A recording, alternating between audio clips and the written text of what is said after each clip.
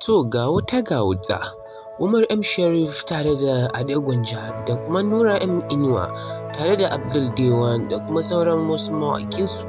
To gashi nan dai sun kawo muku wani kaitaccen wani hotonsu mai suna Gidan Sultan.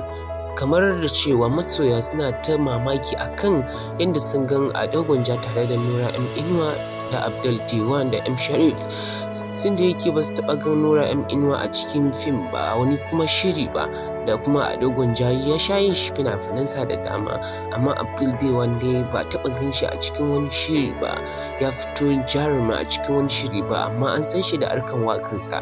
Amma M Sharif kuma tun lokacin da aka yi Mansur an san shi da harkan fina-finansa, ana ta mamaki. To wasu suna zuba ido su gan me zai faru, ana ce to ko Nura M Inuwa shi ma zai fara fina-finansa da kuma Abdul Dewan.